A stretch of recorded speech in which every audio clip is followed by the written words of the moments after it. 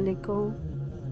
जी, आप में से किसी को बुरे ख्वाब आते हैं या आपका दिल घबराता है या आपको खामख़वाह किसी काम की टेंशन होती है और ये दिल चाहता है कि आप इस काम के पीछे अपने आप को मार दें, या आपका सुसाइड करने को दिल चाहता है, या आप ज़हनी तौर पे इतने परेशान हैं कि आपका दिल चाहता है कि आप कुछ भी ना करें, तो याद रखें ये सब चीज़ें जो हैं कि आपको जादू की तरफ लेके जाती हैं। एक्चुअली जादू इंसान की रूह पर होता है, और जादू और सहर कहते ही उसको हैं कि वो चीज़ जिसकी हकीकत दिखाई ना दे।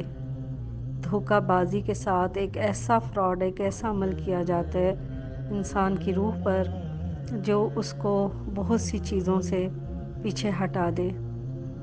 जादूगर, सवाल ये पैदा होता है ऐसा क्यों करता है? क्योंकि कुरान पाक ने इस इल्म को बरहक कहा है, और कुरान पाक में इसका ज़िक्र मिलता है। नबी सल्लल्लाहु अलैहि वसल्लम पे जादू हुआ, उबैद बिन आसिम एक यहूदी ने करवाया, और उसका असर भी हुआ आप सल्लल्लाहु अलैहि वसल्लम पर।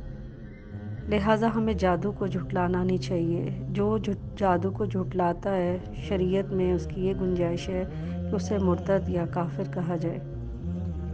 जादूगर कैसे पहचाना जाए? सबसे पहली बात यह है कि जादू आपसे जो आपकी माँ का नाम पूछे, पहली बात। दूसरी बात, जादूगर को जादू करने के लिए अंधेरे कमरे की और अकेले रहने की ज़रूरत पड़ती है।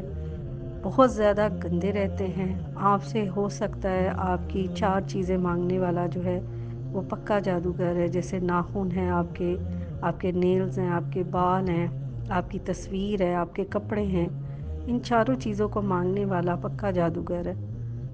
तो लिहाजा ऐसे शोबदाबाज लोगों से होशियार रहें जो हमारी ईमान से भी और हमारी ज़िंदगियों से खेल रहे हैं। और किसी के पास जाने की ज़रूरत नहीं है, ना घबराने की ज़रूरत है, क्योंकि जादू का मुकाबला हम कुरान से करेंगे, और कुरान बीइंग अ मुस्लिम हर मुसलमान के घर में है। सिर्फ़ एतबार करने और ईमान लाने की ज़रूरत है। एक कुरान की दुआ है कि वला युफ्लिहु साहिरून वला युफ्लिहु साहिरु हैसु अता। जादूगर जहाँ से भी आएगा वो कभी कामयाब नहीं होगा।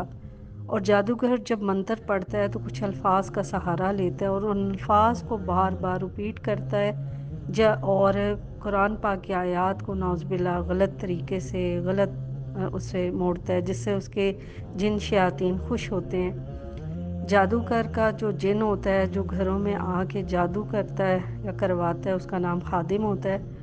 और ये जिन घरों में जाता है, अगर वहाँ के रहने वाले शरीयत के पाबंद हैं तो उसका ज़ोर उन पर नहीं होता, और वो बड़ी ही मुश्किल से, बहुत टाइम लेता है ऐसे लोगों को ट्रैप करने में। लेकिन अफ़सोस, जिन लोगों के घरों में तस्वीरें हैं और जिन लोगों में नमाज रोज़ा और शरीयत से बहुत दूरी है, और डांस और नाच गाना या ऐसे तमाम शरई अमूर से दूरी है, दीन से दूरी है, उन लोगों पे जादू बहुत जल्द असर करता है।